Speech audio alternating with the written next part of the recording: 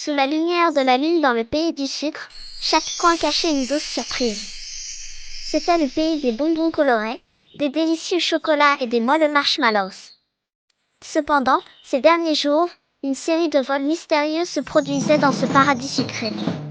Parfois, les bonbons étaient volés à l'usine de chocolat, parfois dans les vergers de sucre, et personne ne pouvait découvrir qui étaient les voleurs. Capable de tolérer cette situation, le petit Tim, le garçon le plus courageux et aventureux du pays du sucre, s'est porté volontaire pour résoudre le mystère. À ses côtés se trouvait son fidèle ami, le petit chien nommé Lat. Ensemble, ils s'étaient déterminés à élucider le mystère caché dans les recoins de ce paradis sucré. Leur première étape fut les vergers de sucre. Cette forêt était remplie d'arbres à bonbons géants de toutes les couleurs et saveurs. Mais malheureusement, cette fois-ci, il y avait moins de bonbons sur les branches. Alors que Tim et l'atterraient, ils entendirent un bruit de froissement.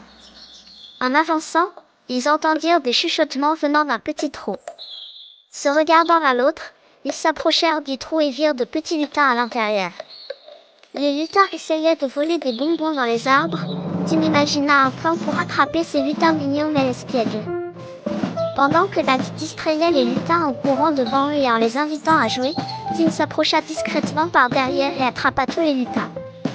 Les lutins avouèrent qu'ils étaient honteux et expliquèrent qu'ils devaient voler les bonbons parce que les stocks de sucre étaient épuisés et leurs estomacs grognaient de faim. Tim décida de les aider et leur proposa de créer un nouveau jardin de bonbons pour eux au lieu de les remettre aux autorités du pays du sucre. Après cet incident, le pays du sucre retrouva sa paix.